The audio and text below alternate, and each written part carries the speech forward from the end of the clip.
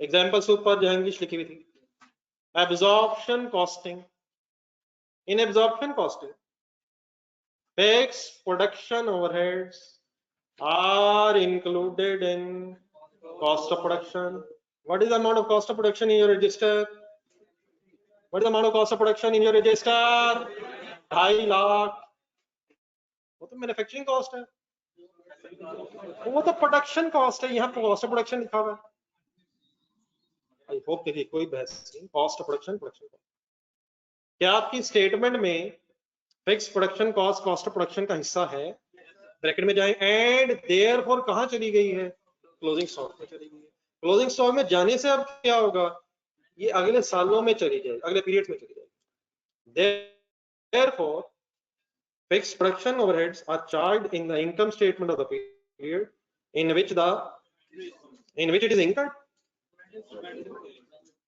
in which it is incurred या in which the inventory is sold। आप inventory means product is sold, अगर आप inventory के नीचे लिखना प्रोडक्ट इज सोल्ड या गुड्स आर सोल्ड। इन्वेंट्री किसे कहते हैं? Stock is sold in the period in which stock is sold. ऐसे ही होगा, ब्रैकेट अंडरलाइन करना है। क्या लिखा ब्रैकेट में? Therefore fixed production cost is treated as, क्या मतलब प्रोडक्ट कॉस्ट? प्रोडक्ट कॉस्ट के अंदर शामिल कर लें और तब एक्सपेंस आउट करें जब वो प्रोडक्ट बिकेगी, और अगर अभी नहीं बिकी तो फिलहाल स्टॉक में कॉस्ट में एसेट के तौर पर उसे रखें। अब एक वर्ड है मार्जिनल कॉस्टिंग, लेकिन इस वर्ड के अंदर जाने की जरूरत नहीं है। ये वर्ड एक ऑल्टरनेटिव वर्ड है, इसके अगेंस्ट मार्जिनल नहीं, मार्जिनल कॉस्टिंग के अगेंस्ट एक वर्ड। ये वैसे मार्जिनल वेरिएबल के सेंस में बोला जाता है, लेकिन उस सेंस को बनाने के बजाय अब्जॉर्प्शन के अगेंस्ट क्या वर्ड यूज होता है, उसमें क्या होता है वो आता है। मार्जिनल कॉस्टिंग में होता क्या? In marginal costing fixed production overheads are are are are are are are, और अगर आप कॉस्ट ऑफ प्रोडक्शन में शामिल ही नहीं करेंगे, नहीं नहीं नहीं, फिर वो कहाँ नहीं आएगी? क्लोजिंग स्टॉक में नहीं आएगी, और फिर देयरफॉर वो कहाँ नहीं जाएगी?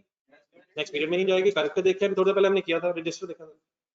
अगर मैं अपना स्टॉक मेजर करूं, बल्कि सॉरी, स्टॉक मेजर करने से पहले अपनी कॉस्ट ऑफ गुड्स मैन्युफैक्चर देखना। अगर मैं कॉस्ट ऑफ गुड्स मैन्युफैक्चर्ड की वर्किंग करते हुए मटेरियल ले लूं, कितना बोले? 70।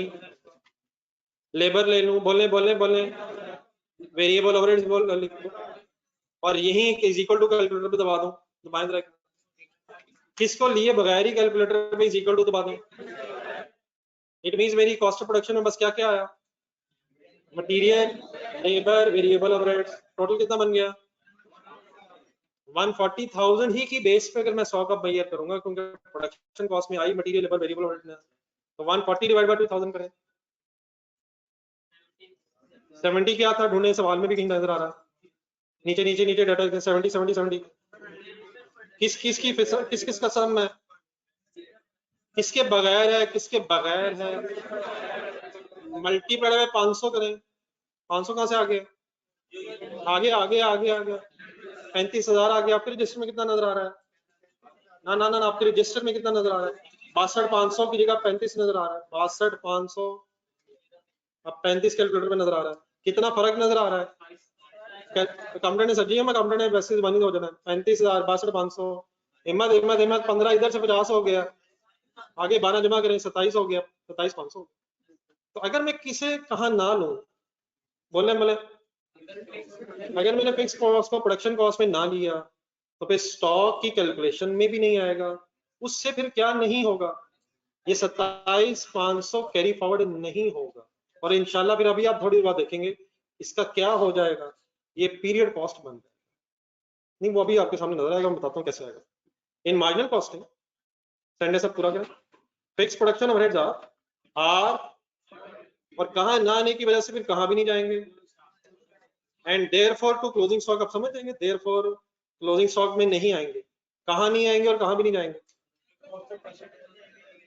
Therefore fixed production overheads are charged in the income statement of the period in which they are incurred, in which the product is sold।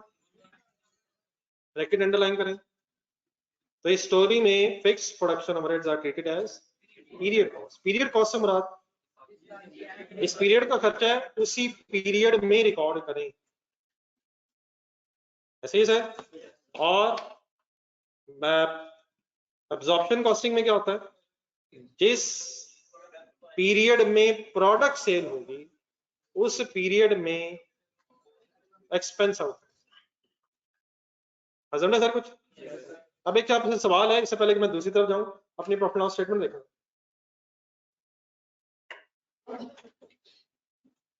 आपको अपने इस प्रॉफिट एंड लॉस स्टेटमेंट में ग्रॉस प्रॉफिट के बाद एडमिन सेलिंग एक्सपेंसेस नजर आ रहे हैं। क्या ये पीरियड कॉस्ट बने हुए हैं या प्रोडक्ट कॉस्ट बने हुए हैं? प्रोडक्ट कॉस्ट होती क्या है? Material, labour and overheads. कौन सी चीजें प्रोडक्ट कॉस्ट का हिस्सा ही नहीं है? Selling, admin, financial charges, tax. Goods को बनाने में कौन कौन सा खर्चा होता है? Material, labour, overheads. आज बस क्या पता चला है कि अगर एब्जॉर्प्शन कॉस्टिंग है तो product cost is sum of material, labour, variable as well as fixed production cost. और अगर मार्जिनल कॉस्टिंग होगी तो product cost is sum of material, labour, variable overheads only. किसके बगैर? किसके बगैर? फिर हमें क्या एतराज हो गया? नहीं, एतराज हुआ वह सिर्फ प्रेजेंटेशन का। किस केस में fix production cost is a product and किस केस में fix production cost is a period cost? Absorption, marginal. irrespective of absorption and marginal costing, admin selling expenses product cost है ही नहीं, वो पीरियड कॉस्ट ही है। उन्होंने वैसे का वैसा ही रहना। कुछ हजम है सर? सारा बहस का फोकस किस एक फिगर पे हुआ है?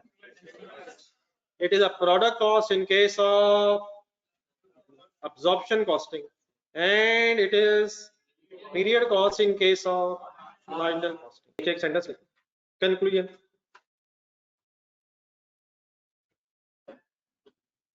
Profits of absorption costing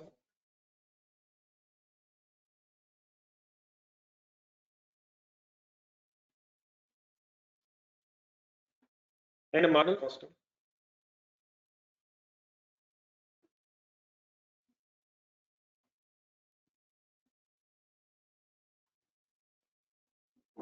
will be different only because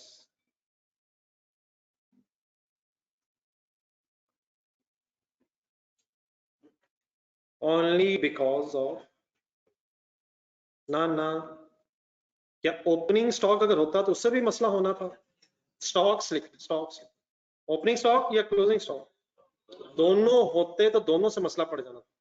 फिलहाल डेफिनेटली कौन सा स्टॉक है, लेकिन मैंने इधर लिखने की कोशिश किया बिकॉज ऑफ स्टॉक्स। कहना क्या चाह रहा हूं, ओपनिंग क्लोजिंग स्टॉक दोनों हो सकते हैं। क्या जो क्लोजिंग है उसी ने ओपनिंग